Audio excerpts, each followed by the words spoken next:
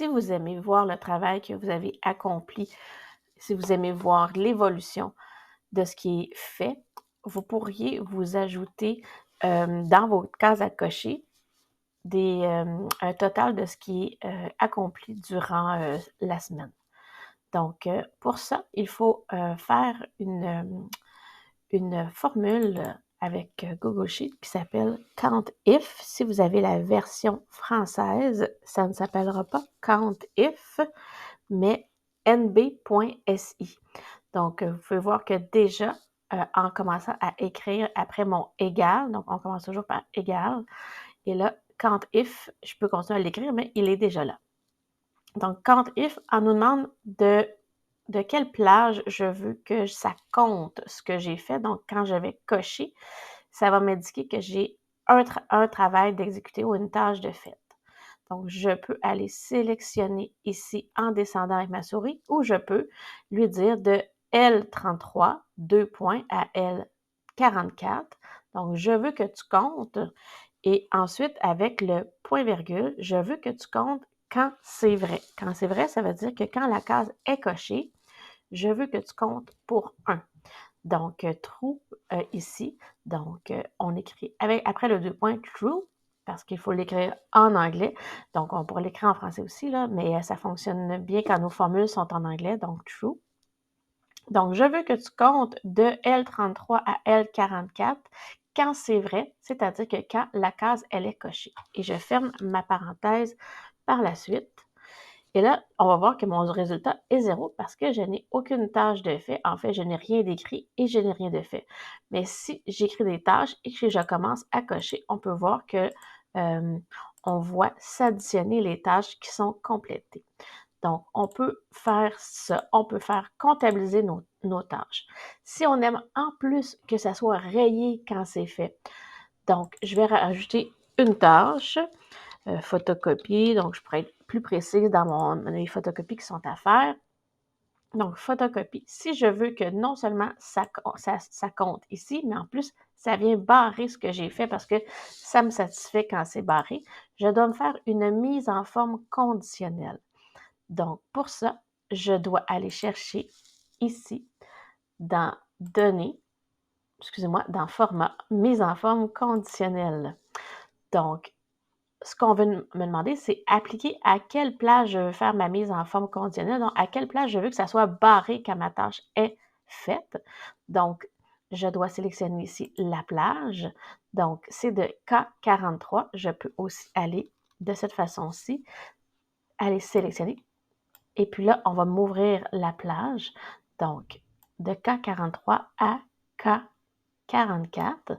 Donc, je veux que cette plage-là soit sélectionnée, mais j'aurais pu les rentrer à la main. K33, 2 points, K44. Donc, le 2 points veut dire jusqu'à. Donc, lorsque la cellule n'est pas vide, non, ce n'est pas ce que je veux.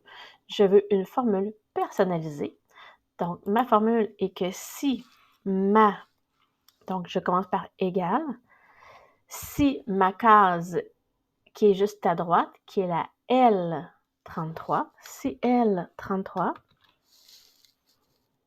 puis là, je peux m'écrire tout de suite de L33 à L44, mais je ne suis pas obligée, je pourrais le faire par après. Mais là, je vais le faire tout de suite. Si L33 jusqu'à 2 points, excusez-moi, L44 est égal à vrai, donc est égal à true, je voudrais que ça soit barré. Donc, barré, c'est ici. Et je pourrais en plus lui indiquer une couleur que je veux que ça soit barré. Donc, je pourrais remplir avec une couleur qui est dans mon tableau.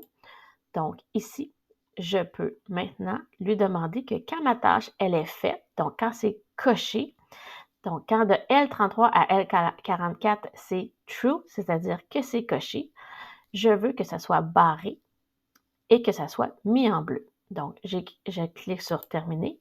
Et maintenant, si je vais cliquer sur ma tâche qui est terminée, donc non seulement elle est comptée ici, mais elle est barrée à gauche. Donc, mon travail est vraiment accompli à ce moment-là. Donc, je peux le faire ici. Ça va se faire de la même façon. Donc, elle va se mettre en bleu. Ça ne sera pas barré parce que je n'ai rien d'écrit. Donc, si je me mets à écrire ici une tâche, eh bien, ça va devenir barré par la suite. Donc, voici comment on peut utiliser les cases à cocher pour compter ou pour barrer. Pour compter, c'est la formule COUNTIF ou nb.si. Il faut toujours commencer par un égal. Et ici, si on veut aller mettre une mise en forme conditionnelle, il faut passer par format, mise en forme conditionnelle et suivre les étapes que j'ai mentionnées. N'oubliez pas que ce ne sera pas les mêmes colonnes et mêmes lignes que moi. Donc, moi, c'était K et L, mais vous, ça dépend à quelle place est placé votre tableau des tâches à cocher. Ce n'est vraiment pas obligatoire dans un planificateur. Donc, je voulais vous le mentionner, si vous avez le goût de le faire, que ça existait, vous pouvez l'intégrer à votre planificateur. Ça serait important de faire vos formules qui sont ici, donc celle-ci et votre mise en forme conditionnelle, avant de dupliquer, mais ça peut être fait à partir d'une feuille et ensuite vous pouvez dupliquer ou non. Donc, ces choses-là. Mais si vous le faites, bien, vous pouvez le faire à partir de votre modèle de base. Donc, moi, je l'ai fait dans mon modèle et ensuite, on pourrait dupliquer si on enlève toutes les cases à cocher. Donc, ici, si on veut tout enlever, je sélectionne tout et je pèse sur ma barre d'espace. Tout s'enlève et je pourrais aller effacer. Donc, maintenant, dans mon modèle, là, c'est sûr que j'avais fait des choses déjà là, dans ce modèle-ci, mais parce que je suis allée placer les périodes d'éducation physique, de spécialistes et tout ça. Mais ici, si vous voulez le faire dans votre modèle, donc, vous pouvez tout rentrer et quand je vais dupliquer, mes formules que j'ai rentrées et mes mises en forme conditionnelle vont se dupliquer elles aussi d'une page à l'autre.